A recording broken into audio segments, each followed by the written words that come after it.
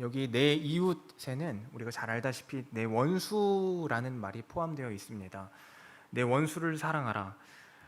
누구나 용서를 생각해 볼 때 이 용서라는 것을 선하고 훌륭한 일이라고 생각합니다. 누구나 다 그렇습니다. 그런데 자기 자신이 실제로 용서해야 하는 어떤 상황이 닥치면 얘기가 달라집니다.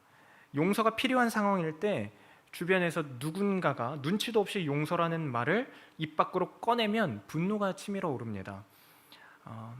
용서가 고귀하고 소중한 미덕이라고 생각하지 않아서가 아니라 용서하는 것 자체가 부끄럽고 못할 짓이라고 생각할 만한 상황이기 때문입니다. 얼마 전에 한 20대 청년이 2008년 12월 등교하던 초등학생을 성폭행하고 영구적인 장애를 입힌 혐의로 징역 12년을 살고 나온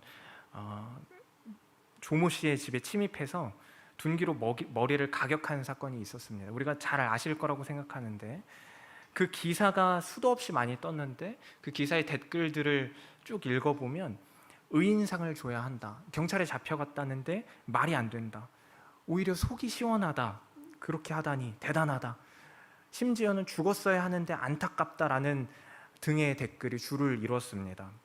많이 아실 거예요. 너무 많이 뉴스에서 이야기를 했기 때문에.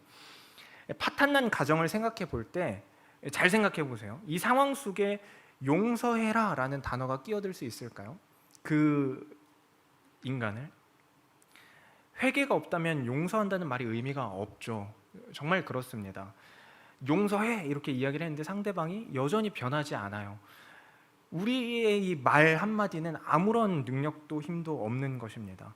원수를 사랑하라, 다시 말해 용서해라는 말은, 그런데 실제로 악하기 짝이 없는 인간들, 회개할 생각조차 안 하는 인간들을 마치 실제로는 그렇지 않고 어느 정도는 괜찮은 사람이 될 수 있을 거야 라거나 아니면 괜찮은 사람일 거야 라는 식으로 여기라는 말이 절대 아닙니다. 성경은 뭐라고 말할까요? 이 용서에 대해서. 예수님은 지금 자신의 상황 속에서 무엇을 말씀하고 계신 걸까요? 우리가 우리에게 죄 지은 자를 사하여 준 것 같이 우리의 죄를 사하여 달라고 기도하잖아요. 예배 때마다 기도하잖아요. 우리가 용서하지 않으면 이 기도에 담겨있는 의미는 또한 무엇일까요? 그것을 살펴보려고 하는 겁니다. 죄는 미워하되 사람을 미워하지 말라는 유명한 말이 있습니다. 어거스틴이 했다고 알려졌는데 이게 사실인지 아닌지는 모르겠어요. 근데 이게 가능한가? 이것만 한번 생각해 보려고 해요. 죄는 미워하되 사람은 미워하지 말라. 그러면 앞서 말했던 그런 류의 인간들, 그런 류의 범죄자들, 연쇄살인마들, 이런 사람들까지 포함한 걸 텐데 이게 가능할까요? 우리에게 주어진 어떤 상황들, 아니면 우리 주변에 일어난 일들, 주변에 있는 그 인간들을 한번 생각해 보면서 5초간 한번 생각해 보세요. 죄는 미워하되 사람은 미워하지 않을 수 있을까요? 사실 5초가 안 지났는데 제가 넘겼네요. 사실 근데 어떤 측면에서 보면 우리는 늘 평생을 이렇게 살아왔습니다. 죄는 미워했지만 사람은 미워하지 않고 살았다는 말인데 언제 그랬을까요? 바로 우리 자신에 대해서 그렇게 했어요. 우리 자신에 대해서. 우리는 우리가 저지르는 죄를 굉장히 싫어해요. 그래서 숨기고 이건 부끄러운 거야 생각하기 때문에 그런 거겠죠. 감싸고 포장합니다. 자기는 그렇게 살아왔으면서도 자기 자식이 그렇게 닮아가고 있는 모습을 볼 때는 그렇게 깜짝 놀라면서 혼내요. 그렇게 크기를 원치 않기 때문이죠. 자기와 닮은 잘못을 저지르려고 할 때 식겁하면서 막 뭐라고 하기 급급한 게 우리일지도 모릅니다. 자기 자신이 고작 그따위 죄인된 인간밖에 안 된다는 사실을 숨기고 싶어서 겉으로는 내비치지 않으면서도 속으로는 여전히 죄와, 그러면서도 여전히 죄와 친합니다. 편함을 쫓고 싶고 교만하고 문란하고 속으로는 누군가를 비웃죠. 우리가 우리 스스로를 사랑하기 때문일 겁니다. 어쩌면 하나님보다 더, 어쩌면은 아니겠죠. 하나님보다 더. 성경은 악행에 대해서 미워하는 마음을 줄이라고 말한 적이 없습니다. 오히려 마땅히 미워해야 하고 혐오해야 된다 이렇게 이야기합니다. 죄된 행위를 욕하는 일을 희석하거나 취소할 필요가 없습니다. 그건 죄야. 진짜 나쁜 거야 이렇게 말하는 거에 대해서 내가 너무 심했나? 내가 너무 비판했나? 이렇게 말할 필요가 없다는 거예요. 다만 자기 자신에 대해서도 그렇게 해야 할 겁니다. 그리고 십자가 앞에 서야 합니다. 우리가 그렇게 돼야 된다는 거예요. 원수를 사랑하는 것을 친히 보여주신 예수님을 보십시오. 예수님은 그들의 죄를 절대로 그냥 두신 적이 없습니다. 그냥 두실 생각도 없으십니다. 하나님은 그 죄를 징벌하고 심판하실 겁니다. 그 결과가 이 땅에서의 죽음이잖아요. 그 결과가 예수님이 지고 있는 십자가입니다. 오늘 본문으로 이제 돌아와서 볼 텐데, 본문에 보면 십자가에 달리신 상태에서 저들을 사하여 달라고 말씀하시는 예수님이 나옵니다. 우리 33절부터 읽었는데 다시 한번 볼까요? 33, 34절입니다. 함께 읽겠습니다.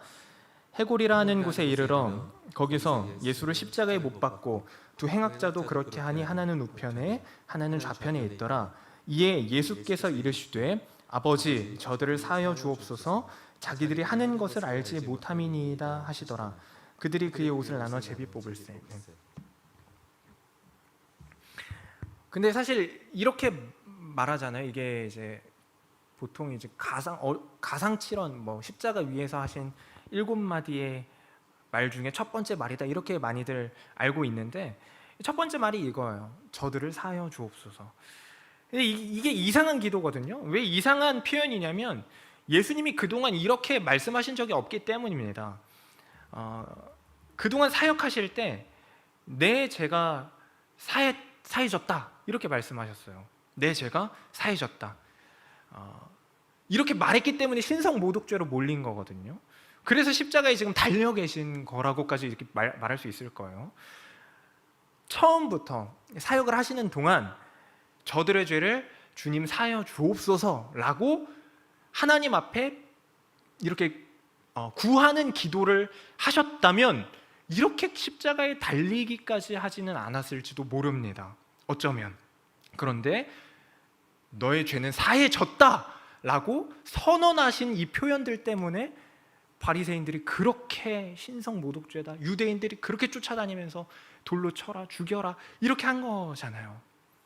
어찌 됐건 예수님은 사해 주시옵소서 이렇게 기도하시지는 않았어요. 그동안에 죄를 사한다는 말은 예수님이 하나님이시기 때문에 가능한 일입니다. 하나님이시기 때문에 가능한 표현이에요. 잘 생각해 보세요. 앞서서도 하나의 예를 들면서, 하나의 기사에 나온 이야기를 들면서 용서는 피해자의 입장에서 생각해 봐야 된다 이렇게 이야기를 한 거잖아요. 결국에는 피해자가 가해자한테 하는 게 용서이지 옆에 주변인들이 용서해 이렇게 한다고 해서 하는 게 아닙니다. 만약에 우리 자식들이, 지금 자녀분들을 생각해 보는 거예요. 아니면 우리 부모님들이, 자식이 없으면 부모님들이 내 자식이 일진들에게 피 터지도록 맞고 왔어요. 아니면 내 부모님이 사기꾼한테 전 재산을 다 사기당했어요. 근데 그놈을 쫓아가 잡은 거예요. 어떻게 시간을 많이 썼겠죠. 잡은 다음에 이제 어떻게 해야 될까요? 주먹부터 막 이렇게 할까요? 아니면 어떻게 복수를 할까요? 근데 갑자기 옆에서 지나가던 사람이 그 장면을 보더니, 잡고 있는 장면을 보더니 완전히 이제 상관없는 사람입니다. 갑자기 지나가다가 제가 당신의 죄를 용서합니다. 앞으로는 착하게 살고 집으로 돌아가세요 하고 놔주려고 한다고 생각해 보세요. 말이 안 되는 거거든요. 버스를 타고 있는데 옆 사람이 제 발을 밟았어요. 근데 반대편에 앉아있던 사람이 에이 그럴 수도 있지. 이상하잖아요. 이게 용서라는 게 이렇게 하는 게 아닙니다. 피해자가 가해자한테 하는 게 용서예요. 아무것도 상관없는 사람이 하는 게 아닙니다. 이게 말이 안 되거든요. 누가복음 7장에 보면 죄 많은 여자라고 이제 알려진 그 여인, 죄 지은 여인이 나타나는데 이 여인의 죄를 예수님이 사해 주십니다. 내 죄가 사함 받았다 이렇게 선언을 하세요. 근데 이 여인이 예수님한테 죄 지은 건 아닐 거예요. 분명히 어떤 죄이건 간에, 어떤 죄인지 누구에게 했든지 간에 예수님이 피해자인 당사자는 아닐 거란 말이에요. 근데 마치 예수님은 자기가 피해자인 것처럼 죄를 사해 주세요. 너무 이상하지 않습니까? 여기에 따라오는 반응은 그래서 두 가지밖에 없습니다. 예수님을 믿거나 하나님으로 믿거나 미친 사람 취급하거나 둘 중에 하나예요. 예수님이 하나님이 아니시라면, 정말 아니시라면 만약에, 죄송하지만 성경의 표현 그대로 예수님은 미친 사람 그 이상도 이하도 아닙니다. 병 고치는 재주가 조금 있는 이상한 사람 그 이상도 이하도 아닌 거예요. 맞은 건 내 아들인데 네가 뭔데 감히 내 죄를 사해? 이렇게 되는 거죠. 예수님이 그런데 하나님이시라면 가능합니다. 그가 하나님임을 믿는다면 죄사함의 대상을 이제 이 여인 아니면 우리에게 적용시켜서 고개를 끄덕일 수 있죠. 이 이야기를 보면서 내가 죄인이고 하나님과 끊어져 있구나.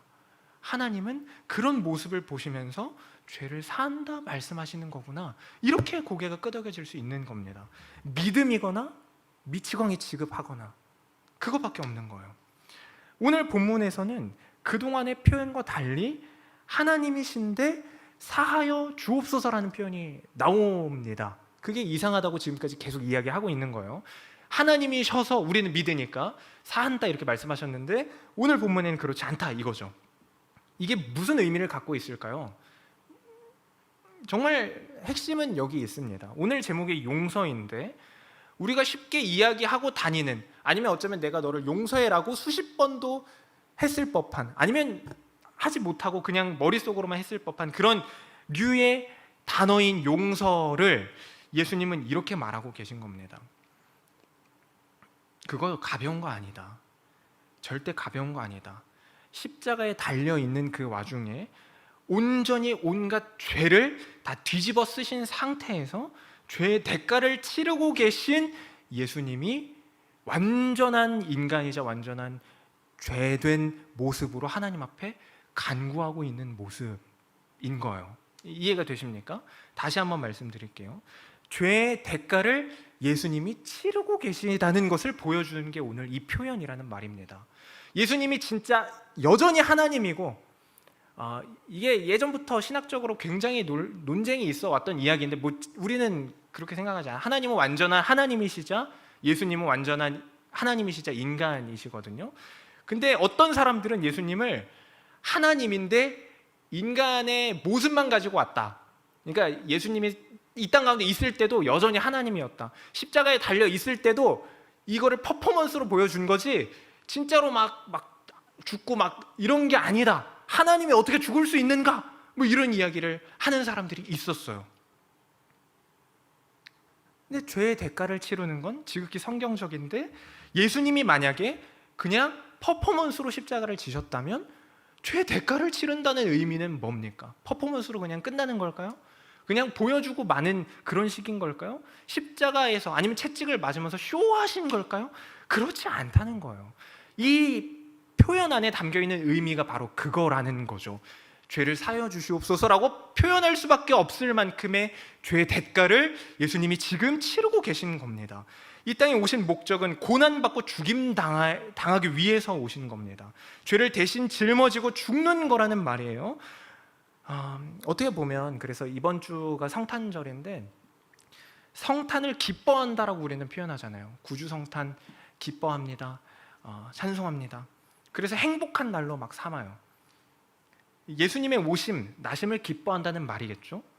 근데 그 말의 의미는 대신 죽어주실 희생 제물이 온 것을 기뻐합니다라는 말과 같은 거예요. 그냥 이렇게만 들으면 굉장히 기괴하게 들립니다. 나 대신 죽어줄 제물이 이 땅 가운데 온 게 너무 기뻐, 이런 거잖아요. 근데 우리는 사실 거기에서 머무르지 않기 때문에 기뻐할 수 있는 건데, 부활하셨음을 이미 알기에 그것까지 포함하여 죽음을 깨트리신 그 주님을, 그렇게 우리에게도 죄를 사여 주시고 죽음을 이기게 하신 주님을 환영합니다, 기뻐합니다라고 말하는 것일 테죠. 근데 그렇다고 해서 예수님의 고난과 십자가가 고통스러운 것은 아니었는가? 우리가 기뻐한다고 말할 때 그 기쁨에 희석될 만한 고통이었는가? 그렇지 않다. 그건 결코 아니다 라는 것을 기억해야 한다는 것입니다. 이게 무엇을 의미합니까? 죄의 무게를 말해주는 겁니다. 대신 죽으심의 목적은 하나님과의 관계를 회복시키는 데 있습니다. 구원은 곧 하나님과의 관계의 회복이거든요. 구원받았다, 이건 뭐냐면 하나님하고 우리의 관계가 회복됐다, 이걸 말하는 거예요. 그냥 뭐 나 천국 간다 이게 아니라, 다시 본문을 보세요. 저들은 무슨 일을 하는지를 알지 못하니이다, 이렇게 말씀을 하세요. 34절 볼까요? 아버지 저들을 사여 주옵소서, 자기들이 하는 것을 알지 못함이니이다. 자, 여기서 말하는 알지 못한다, 무지하다라고 할 때 이 무지가 뭘 말하는 걸까요? 이게 계속 뭔가를 이렇게 설명하는 듯이 진행이 돼서 조금 이제 헷갈리실 수 있는데, 잘 들어보면 하나도 어렵지 않은 말입니다. 무지하다고 할 때 이 무지, 자기들이 살인이라는 행위를 하고 있다는 것을 모릅니다. 저들이 나를 십자가에 못 박혔는데 저들이 지금 한 게 살인이고, 살인이 얼마나 나쁜 건지를 모릅니다. 무시무시한 죄인지를 모릅니다, 살인이. 이런 말이 아닙니다. 십자가의 의미가 하나님과의 끊어진 관계를 회복시키는 것에 있다고 말씀을 드렸죠. 그 결과 저주 아래 놓여 있게 된 우리가 회복된다, 그 끊어진 관계가 회복된다는 것을 의미한다는 건데, 저들은 하나님과 끊어졌다는 게 얼마나 저주스럽고 처참한 건지를 모릅니다. 얼마만큼 모르냐면 이 뒤에 나오는 표현들이 있죠. 백성들은 서서 구경하는데, 구경하고 있어요. 관리들은 비웃어요. 비웃어 이르되, 35절이죠. 저가 남을 구원하였으니 만일 하나님이 택하신 자 그리스도이면 자신도 구원할지어다 하고 비꼬고 있어요. 군인들도 희롱하고 있죠. 신포도주를 주매 이르되 유대인의 왕이면 내가 너를 구원하라. 그러니까 구원이 뭔지를 아무것도 모르고 있는 거예요. 이 아무것도 모르는 이 무지를 예수님이 말하고 계신 겁니다. 그 위에는 유대인의 왕이라 쓴 패가 있더라. 얼마나 나쁜 짓을 했는가가 아니라 하나님 없는 인생이 얼마나 저주스러운지를 모르면서 희희죽거리고 있다는 것에 대한 안타까움, 긍휼이 담겨있는 표현이죠. 우리는 이제 우리한테 가지고 와볼 텐데, 이 이야기를 우리가 죄인이라고 자주 표현합니다. 여러분 죄인이십니까? 우리는 죄인이죠. 우리는 죄인입니다. 근데 죄인이라고 말은 하지만 입에 담기도 싫은 범죄자, 그들과 동일시 되는 것에 대해서는 굉장히 불쾌합니다. 하나님의 법은 죄 지은 자, 죄인이 지옥에 가게 되는 것이죠. 아동 성폭행범, 연쇄살인마, 방화범, 상습 절도범인 그들과 우리는 똑같습니까? 그들의 죄와 우리의 죄의 무게는 다릅니까? 라는 질문 앞에 우리는 탁 막힐 때가 너무나도 많아요. 우리는 억울합니다. 나 아닌데? 그 정도까지는 아닌데? 왜 결과는 여전히 지옥이고 그 결과가 쟤랑 하필 똑같지? 억울하죠. 어떤 이들은 이 억울함 때문에 지옥과 천국의 단계를 나누기까지 했어요. 뭐 카톨릭의 연옥이 대표적인 거잖아요. 뭐 성인인데 예수를 모르고 죽은 사람들은 지옥까지는 아니고 그냥 연옥에 있다, 뭐 이런 식인 거예요. 뭐 단테의 신공 뭐 이런 것부터 해가지고.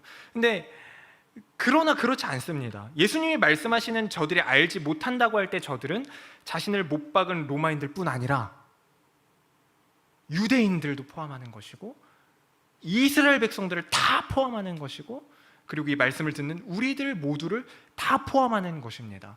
그리고 그 결과는 지옥이에요. 하나님과의 끊어짐은 다른 길이 없습니다. 지옥이에요. 그냥 죽음 그 자체입니다. 우리는 십자가 앞에 서야 됩니다. 이 시점에서 십자가에 달려 죽는 순간에도 용서하는 예수님을 보면서 어떤 마음을 가져야 할까요? 이렇게 나는 여기 달려서도 용서하고 있다, 너희도 나를 본받아라 라는 단순한 적용을 할 것이 아니라, 우리가 얼마나 끔찍한 죄인이며 예수님이 짊어진 그 죄의 대가, 그 죄의 결과가 얼마나 처참한 것인지를 보는 것이 되어야 합니다. 그 사실을 얼마나 희석해서 알고 있었는가를 돌아보는 말씀으로 오늘 본문을 대해야 한다라는 것이죠. 우리 신앙의 중심은 늘 예수님의 죽음이 우리를 하나님과의 바른 관계를 회복시키는 데 있다라는 것에 집중되어야 합니다. 그것을 집중해서 봐야 합니다. 완전히 새로운 인생을 살게 되었음에 우리의 신앙의 중심을 두어야 합니다. 다시 말해서 이게 무슨 말일까요? 새로운 인생을 살아내지 못하면 그 의미가 퇴색된다는 말이에요. 여전히 똑같은 반응을 하면서 신앙한다 말만 하고 있는 이들이 얼마나 많습니까? 저도 그렇게 말하고 있었는지도 몰라요. 예수님이 어떻게 죽임을 당했고 그 죽음이 우리를 죄에서 해방시켜서 어떻게 살게 했고 부활함으로써 죽음을 깨트리셨다는 것을 진짜로 믿어야 합니다. 그리고 믿는다면 새 사람으로 살아내야 합니다. 잠깐 말씀드렸지만 앞에서 예수님은 하나님이시니까 이렇게까지 하지라고 표현하는 사람들이 있어요. 하나님이니까 그게 가능하지. 나에게 이렇게 피해준 인간, 내 자식에게 그렇게 한 인간, 내 부모에게 그렇게 한 인간, 우리 인생을 뒤집어 놓은 그 인간마저도 예수님은 하나님이니까 가능하지, 용서하는 게 라고 말해야 하는 사람들이 있어요. 맞습니다. 예수님은 하나님이라서 자신을 십자가에 못 박은 그들에게도 하나님이신 그분의 뜻을 따라, 아버지의 뜻을 따라 이렇게 말씀하고 있는 것이기도 합니다. 그러나 그게 결코 전부가 아닙니다. 예수님은 어떤 선인 아니면 진짜 대단한 인물, 위인, 성인으로 이 땅 가운데 오시지 않았습니다. 우리와 같은 인간을 초월한 또 다른 존재로 오시지 않았다는 말인데 이해를 잘해야 됩니다. 예수님은 보통의 인간이 범접할 수 없는 경지에 오르신 분이 아닙니다. 그 고통은 가짜가 아닙니다.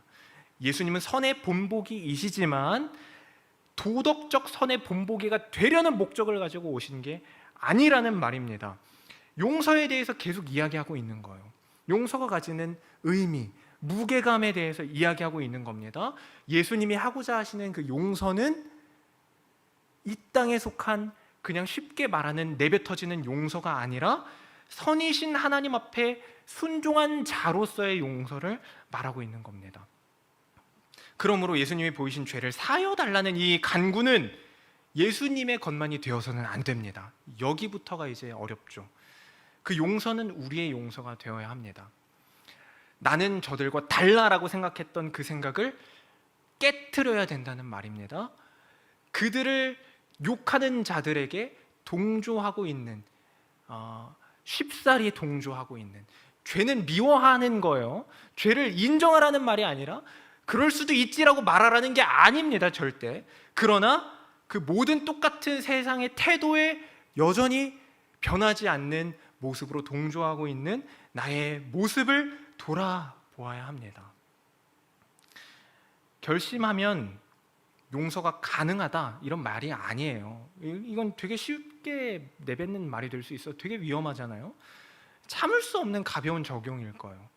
야, 네 자식 하나님이 너 예수님 십자가 용서해. 이렇게 말하는 건 아주 못된 짓입니다. 누군가에게. 자기 일 아니라고.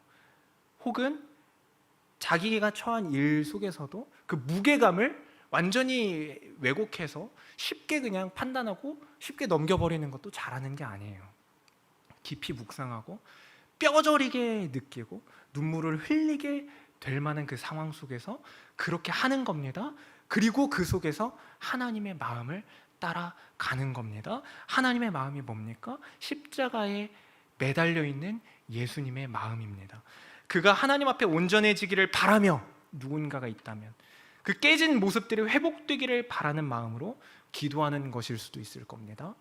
품는 것일지도 모릅니다. 회복되기를 원하는 마음으로, 회개하기를 원하는 마음으로 그걸 하라는 겁니다. 그가 형편없는데도 괜찮은 사람이야 라고 말하라는 게 아니라 그가 회복되고 다시 한번 하나님과의 관계를 하나님과 잘 관계를 유지하기를 바라는 것을 말하는 것이라는 거죠. 굉장히 실제적인 겁니다.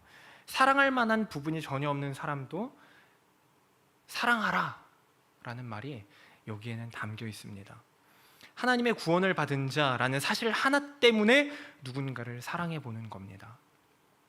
하나님의 자녀로 삼아주신 것 외에는 사랑받을 이유가 전혀 없는 게 우리인데 하나님 당신이 뭔데?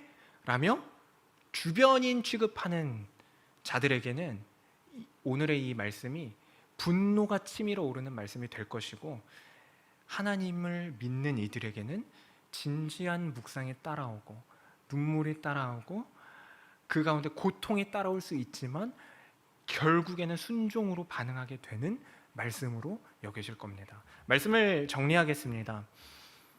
본문을 통해서 자신을 때리고 십자가에 못 박고 유대인의 왕이면 내가 너를 구원하라 라고 비꼬는 이들을 보면서, 아버지, 저들을 사하여 주옵소서, 저들은 저들이 하는 짓을 알지 못합니다 라고 말씀하시는 예수님을 보았습니다. 그러나 우리는 이 죽음이 단순히 자기를 괴롭게 하고 고통스럽게 한 이들만을 향한 것이 아니라 하나님과의 관계가 틀어진 모든 죄인들, 더 특별히는 하나님이 사랑하시고 자녀 삼아 주신 우리들을 향한 것임을 기억해야 합니다. 곧 성탄절 기념하는 날인데, 이때 십자가에 달려 계신 예수님을 바라보면서 그분이 오신 이유에 대해서 깊이 묵상하는 우리들 되었으면 좋겠습니다. 그리고 그 사랑이 우리를 어떤 존재로 만들었는지를 보는 데까지 나아가는 우리 되었으면 좋겠습니다. 로마서 8장 32절 34절 우리 함께 보겠는데요, 그 용서가, 그 사랑이 우리를 어떤 존재로 만들었는가가 여기 이렇게 기록되어 있는데, 우리가 한 목소리로 조금 세네 구절 되지만 읽겠습니다. 같이 읽습니다. 시작. 자기 아들을 아끼지 아니하시고 우리 모든 사람을 위하여 내주신 이가 어찌 그 아들과 함께 모든 것을 우리에게 주시지 아니하겠느냐. 누가 능히 하나님께서 택하신 자들을 고발하리요. 의롭다 하신 이는 하나님이시니 누가 정죄하리요. 죽으실 뿐 아니라 다시 살아나신 이는 그리스도 예수시니 그는 하나님 우편에 계신 자요 우리를 위하여 간구하시는 자신이라. 그리고 그 결과 우리는 어떤 존재가 됐습니까? 37절입니다. 한 목소리로 같이 읽습니다. 시작. 그러나 이 모든 일에 우리를 사랑하시는 이로 말미암아 우리가 넉넉히 이기느니라. 아멘.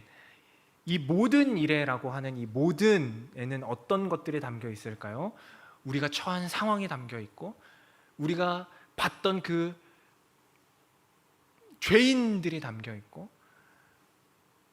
예수님의 십자가 대속의 그 의미가 담겨 있고, 그렇게까지 할 수밖에 없던 모든 이야기들이 담겨 있습니다. 우리가 그 사실, 그 믿음 속에서 넉넉히 이기는 자가 되었다, 이게 하나님의 자녀된 우리들을 표현하는 성경의 표현입니다.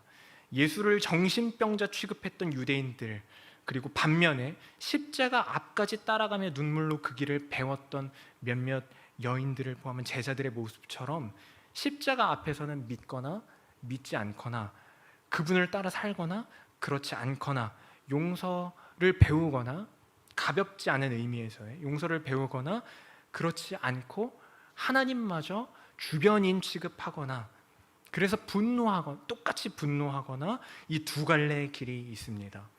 예수를 믿고 닮기를 소망하는 우리 모두가 되시기를 소망합니다. 그렇게 세상이 말하는 어떤 작은 가치, 작은 개념의 용서, 작은 적용점인 용서를 넘어서 모든 일에 우리를 사랑하시는 이로 인해 넉넉히 승리하며 살아내는 우리 모두 되시기를 바랍니다. 새로운 인생을 살아냅시다. 우리 이 시간에 같이 찬양하고 기도하겠습니다. 아까 했던 찬양인데요, 믿음 다하여 그 위에 서리라. 믿음 다하여 그 위에 서리라. 그 위에가 어디일까요? 우리 함께 묵상한 바, 말씀을 나눈 바를 깊이 생각하면서 같이 고백했으면 좋겠습니다. 이곳에 임하신 하나님 나라, 이곳에 임하신 하나님 나라, 가난한 마음으로 바라보리라. 먼저 그 나라 그 뜻 구하며 나의 삶 드리리. 주님이 맡긴 믿음의 눈으로 바라볼 때 완전히 새로운 삶, 생각해 본 적도 없는 그런 방식의 삶을 살아내는 우리가 될 겁니다. 성도의 삶을 살게 된다는 말이죠. 완성될 날까지 믿음 다하여 그 위에 서리라. 하나님의 나라는 무너지지 않으리. 믿음 다하여 그 나라 세워가리라. 주님 곧 오실 때, 후렴 다시 한번 고백합니다. 믿음 다하여 그 위에 서리라. 하나님의 나라는 무너지지 않으리. 믿음 다하여 그 나라 세워가리라. 우리 마지막으로 다시 한번 같이 고백할까요? 믿음 다하여 그 위에 서리라. 믿음 다하여 그 위에 서리라. 하나님의 나라는 무너지지 않으리. 믿음 다하여 그 나라 세워가리라.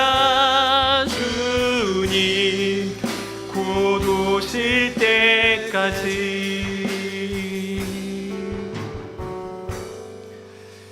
살아계신 주님, 우리는 죄인이라 말하면서도 죄의 무게를 나누고 나라는 이 자아 안에 스스로의 기준을 만들고 구별하며 살았습니다. 하나님, 예수님이 십자가에 달리시면서 하셨던 그 말씀, 그 고백 이 안에 담겨있는 죄의 무게감을 보게 하시니 감사합니다. 우리가 어떤 존재인지, 얼마나 하나님과의 끊어짐이 어떤 의미를 갖고 있는지에 대해서 무지했던 자인지를 돌아보게 하시니 감사합니다. 주님, 그 십자가 앞에 다시 한번 서길 원합니다. 세상이 말하는 가벼운 의미에서의 용서, 가벼운 의미에서의 어떤 동조하는 태도들, 이런 것들에 더 이상 집중하지 않게 하시고 다만 하나님의 은혜 가운데 놓인, 하나님의 구원하신 가운데 놓인 자로 반응하고 살아내고 기꺼이 주의 자녀로서 순종하는 자리까지 나아가는 우리 될 수 있도록, 참된 자녀 될 수 있도록 우리를 붙들어 주시고 인도하여 주시옵소서. 우리가 우리의 죄를 용서해 준 것 같이 우리를 용서해 주시옵고, 영원한 하나님 나라의 자녀된 자로 새 삶을 살아낼 수 있도록 주님 인도해 주시옵소서. 감사드리며 예수님 이름으로 기도합니다. 아멘. 이 시간 우리 함께 주기도문으로 예배를 마치도록 하겠습니다. 하늘에 계신 우리 아버지여, 이름이 거룩히 여김을 받으시오며 나라가 임하시오며 뜻이 하늘에서 이루어진 것 같이 땅에서도 이루어지이다. 오늘 우리에게 일용할 양식을 주시옵고, 우리가 우리에게 죄 지은 자를 사하여 준 것 같이 우리 죄를 사하여 주시옵고, 우리를 시험에 들게 하지 마시옵고 다만 악에서 구하시옵소서. 나라와 권세와 영광이 아버지께 영원히 있사옵나이다. 아멘.